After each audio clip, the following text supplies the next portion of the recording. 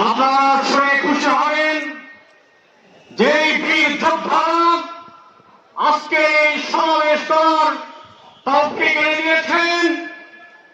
ঝিনাইদহ জেলা শাখার সমন্বয়ক জনাব ছাত্রনেতা জনাব আবু হুরায়রা, আব্দুল্লাহ মামুন এবং সাইদুর রহমান, তিনজন সমন্বয়ক এখন আমাদের স্টেজে অবস্থান করছেন। আমাদের পক্ষ থেকে আজকে এই ছাত্র জনতা সমাবেশের পক্ষ থেকে তাদেরকে লাল সালাম এবং অভিনন্দন জানাচ্ছি। সম্মানিত ভাইরা, এ পর্যায়ে সমন্বয়কদের মধ্যে ছাত্রনেতা আবু হুরায়রা সালাম পেশ করবেন।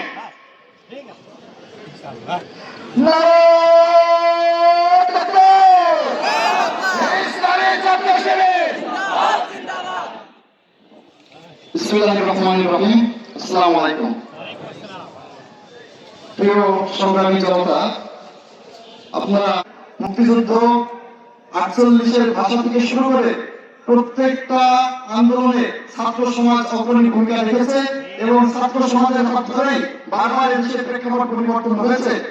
কিন্তু দুঃখজনক হলেও সত্য, কোন না কোন গোষ্ঠী বারবার এই আন্দোলনের ফলাফল তাদের নিজেদের ঘরে তুলে নিয়েছে, নিজেদের করায়ত্ত করেছে। এবারের ছাত্র আন্দোলন যেন বৃথা না যেতে পারে সেজন্য এবারের বৈষম্যবিরোধী ছাত্র আন্দোলন সোচ্চার ভূমিকা রেখেছে।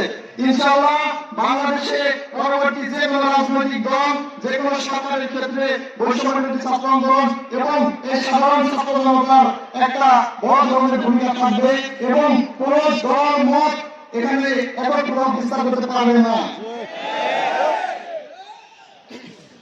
আর একটা কথা স্পষ্ট করে বলতে চাই, আমরা যেমন এই লাখো লাখো শত হাজার হাজার শহীদের বিনিময়ে বাংলাদেশের এই দ্বিতীয় মুক্তিযুদ্ধ আমরা অর্জন করেছি, তেমনি ভাবে আমাদের সামনে আরো একটি মুক্তিযুদ্ধ রয়েছে, সেটা হচ্ছে ভারতীয় আগ্রাসন, ভারতীয় আধিপত্যের বিরুদ্ধে আমাদের মুক্তিযুদ্ধ করতে হবে।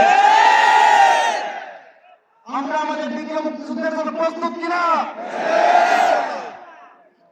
ধন্যবাদ। ইনশাআল্লাহ পরবর্তীতে আবারও দেশের যে কোনো প্রান্তে আমরা এগিয়ে আসবো, আপনারা পাশে থাকবেন এবং বাংলাদেশকে আমরা এমন একটি রাষ্ট্রে রূপান্তরিত করতে চাই যেখানে আওয়ামী লীগ, বিএনপি, জামাত ইসলাম এভাবে মানুষকে বিভক্ত না করে সবাই একজন মানুষ, সেইভাবে আমরা প্রত্যেকে রূপ দিতে চাই। কোন দলের আগে আমরা তাকে মানুষ হিসেবে চিহ্নিত করতে চাই। আসসালামু আলাইকুম।